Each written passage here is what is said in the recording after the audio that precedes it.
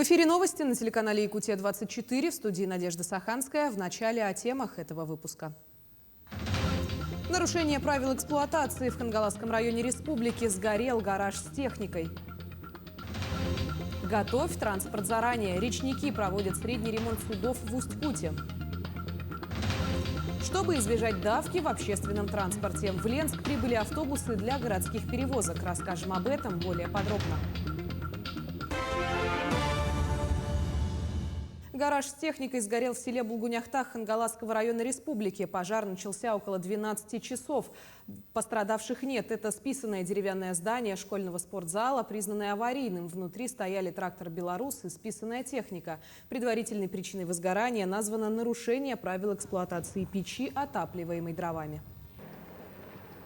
Спасатели доставили топливо и продукты питания водителям, попавшим в беду автозимника. Напомним, 24 декабря на пульт службы спасения республики поступила информация о том, что из села Сигянкёля в село Сигянкёль выехала колонна из 12 грузовых автомашин. 25 декабря в 10 часов 30 минут на автозимнике была обнаружена колонна автомобилей. Большая часть машин заморожена ввиду отсутствия топлива. С жалобами на здоровье никто не обращался. Спасатели передали водителям топливо и продукты питания. От эвакуации водители отказались. Якутия станет партнером Российской креативной недели. Глава республики Айсен Николаев в Москве подписал соглашение о сотрудничестве с Роскультцентром. В его рамках планируется проводить совместные исследования и мероприятия, которые должны способствовать развитию креативной индустрии не только на Дальнем Востоке, но и по всей стране. Подробности в следующем материале. Якутия – это признанный лидер в России в области креативной индустрии. В регионе развивается кино, мода, дизайн, IT-технологии. На недавней премии Russian Creative Awards Якутия попала в топ-5 самых креативных регионов страны, наряду с Москвой и Нижним Новгородом. И в республике действительно много новаторства в этом направлении. Мы первыми приняли тогда концепцию развития креативных индустрий.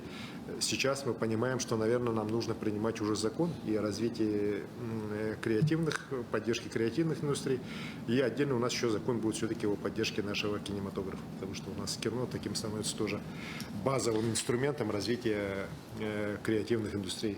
Но новые подходы нужны не только в творческой индустрии. Якутия одной из первых внедряет креативные решения во все сектора экономики. И мы с вами понимаем, что если работает, не знаю, тракторный завод, но на заводе есть качественный айтишник, дизайнер, маркетолог, то, конечно, КПД такого завода будет гораздо выше. И Якутия выбрала в том числе этот инновационный подход, который не всем пока еще понятен. И я хотела бы, наверное, тут поздравить Айсена Сергеевича, потому что вы сейчас задаете тренд вот в этом правильном понимании других субъектов, как развивать креативную экономику, и что это не просто про творчество, а про долю креативности всего сектора, и в том числе сырьевого. И неудивительно, что между Якутией и Роскультцентром было подписано соглашение. В нашем регионе действительно есть идеи, которые можно масштабировать на всю страну. Например, скоро заработает первый на Дальнем Востоке креативный кластер. Также в ходе встречи прозвучало, что в будущем году Якутия станет партнером креативной недели в Москве. И вполне возможно, это сотрудничество станет еще шире. Мы хотим, чтобы в 2023 году, например, региональная неделя, Российская креативная неделя проходила у нас в Якутске. Мы тоже к этому готовы и считаем, что это как раз может быть приурочено к годовщине работы нашего квартала труда. Можно будет обсудить достижения, посмотреть, какие вопросы возникают. Ну, все сделать, чтобы креативные индустрии у нас в Якутии развивались еще быстрее. Айсен Николаев также отметил, что те дивиденды, которые регион получает от добычи полезных ископаемых, нужно направлять на развитие новой экономики, ориентированной в первую очередь на развитие человеческого капитала, на реализацию того огромного креативного таланта, который имеется сегодня у Якутии. Максим Кардозу, Джур Березкин, Москва. В Алрос-Алена приступили к ремонту судов. Средний, как называют речники, ремонт проводят раз в 5 лет. Сегодня в Усть-Куте ремонтная бригада работает на судне СК-2085. Попросту освобождают судно ото льда, чтобы добраться до винта рулевого комплекса. Начать выморозку можно лишь в устойчивые холода. Вентиляторы ускоряют промерзание. Сам процесс выморозки идет поэтапно. Снимают по 30 сантиметров льда. Чтобы продолжить, нужно удостовериться, что лед промерз дальше. Мы поставили вентиляторы на более сложные корабли.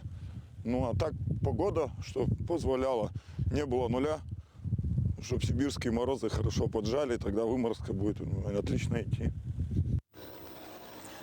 Освобождает корпус и рулевые механизмы плавсредств ото льда слой за слоем. Пилят бензопилой, помогают кайлом, ледовую крошку убирают лопатой. Майна может быть глубиной до 1 метра. Только тогда можно будет приступить к ремонту рулевых механизмов и замене днищевой обшивки плавсредства. Процесс выморозки займет 2 месяца. В феврале рабочие приступят к ремонту подводных частей судна.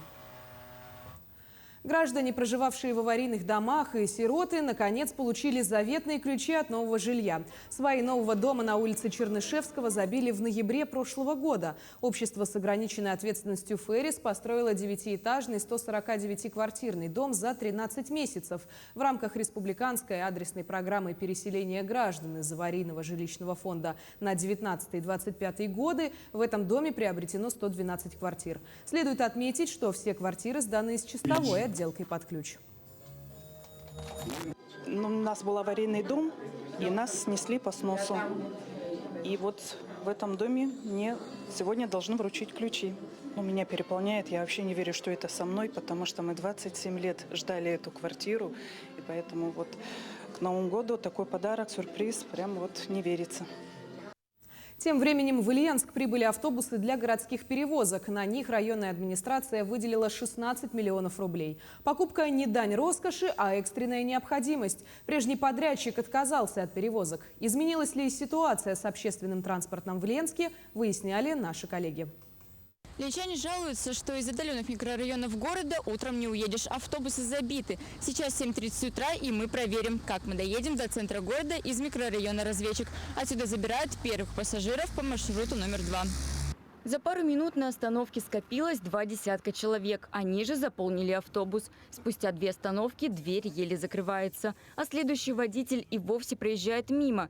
Мест нет. В салоне не только взрослые, школьники. Раньше детей возили на отдельных автобусах. Теперь они для всех. 1 октября в Ленске сменился подрядчик. На линию вышли 9 автобусов вместо 4. Время ожидания сократилось, чего и требовали жители. Одни обрадовались, другие возмутились. Автобусы ходят по расписанию. Выхожу по нему и долго не стою. Услышали просьбу. Будем ждать еще одну тройку. Молодцы, но желаем, просим, чтобы утром в 7:30 один автобус добавили. Школьников много.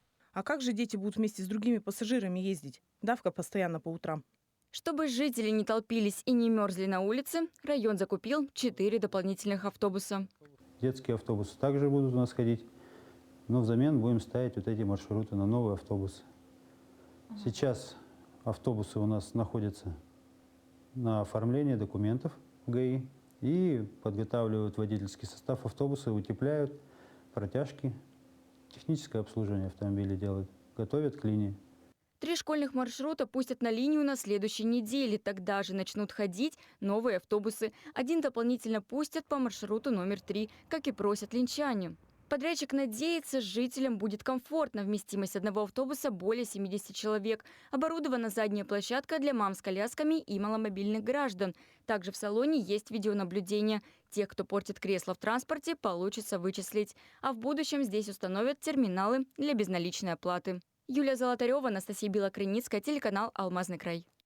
В республике состоялось открытие юбилейной благотворительной акции «Подари волшебство». Волшебная акция проводится межмуниципальным МВД Российской Федерации «Якутская» вот уже 16 лет. Ежегодно в канун Нового года полицейские Деды Морозы и Снегурочки дарят подарки детям. Несмотря на пандемию коронавируса, которая диктует свои условия, полицейские решили не прерывать добрую многолетнюю традицию, но с обязательным соблюдением санитарно-эпидемиологических норм. Сегодня одними из первых из рук якутского Деда Мороза, повелителя холода Чискана, и его внучки Харчаны, подарки получила многодетная семья Ивановых, воспитывающая 6 детей. Акция очень хорошая, мы не первый год в такой акции участвуем, так как мы многодетные. Каждый год привозят подарки, Дед Мороз приходит со Снегурочкой, настроение детям поднимает новогоднее. Как-то и они более-менее верят, что все-таки Дед Мороз все равно есть пожеланием, что дарят подарки, где-то что-то такое вот. И вроде все довольны, конечно, очень. Долговечные суперстойкие лакокрасочные покрытия Морозовского химзавода будут применены в ТИКСе на полигоне научно-образовательного центра «Север». Это обсудили в Поспредстве Якутии в Москве. Инновационные лакокрасочные материалы обладают антикоррозионной защитой. Их планируют применить в покраске бетона и металлоконструкций. Среди главных преимуществ также их защитно-декоративная, атмосферостойкая и термостойкая функции. Температура эксплуатации покрытий достигает от минус 60 до плюс 300 градусов по Цельсию. Морозовский химический завод уже провел замеры показателей морозостойкой краски в Булунском районе Якутии. Их проект стал первым реализованным в рамках испытательного полигона. Закаленная Россия – сильная страна. Под таким названием третий год подряд по всей стране проходит акция здоровья. Несмотря на суровые якутские морозы, Саха-Моржи в стороне от акции не остались и также приняли в ней самое активное участие. Подробности расскажем далее. Процедуры скорее ледяные, нежели водные. Чтобы погружаться в прорубь в минус 50, нужно быть сильным не столько телом, сколько духом. Моржевание в Якутии имеет свою специфику. Так, для переодевания необходимо теплое помещение, как минимум палатка с подогревом. Впрочем, члены организации Саха-Моржи установили свою палатку только сегодня. Окупаются они каждый день при любой температуре. Силу духа дает.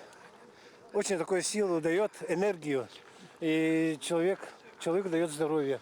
Николай занимается моржеванием уже более 30 лет. Начал обливаться холодной водой еще в 8 классе.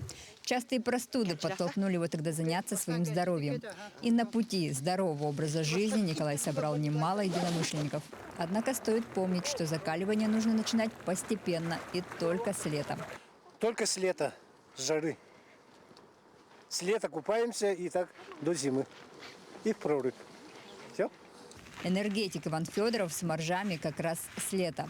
С жарких дней стал приучать себя к ежедневному купанию и говорит, что результат уже есть. Общее состояние очень хорошее, очень позитивное. Свой организм вот именно в проруби испытываешь, да, и уже когда начинается осенний и зимний период, вот начинаются вот такие заболевания, насморк, вот такого уже полгода уже у меня нету. Столичные моржи собираются уходить дальше, ближе к середине реки. Вода у берега прибывает, и из-за этого прорубь за сутки покрывается льдом аж на 15 сантиметров. Приходится прорубать ее каждое утро снова и снова. Но несмотря на все эти климатические особенности, якутские морозы, Саха-Моржи уверены, холодная вода делает их здоровее. И бросать свое экстремальное хобби не собираются.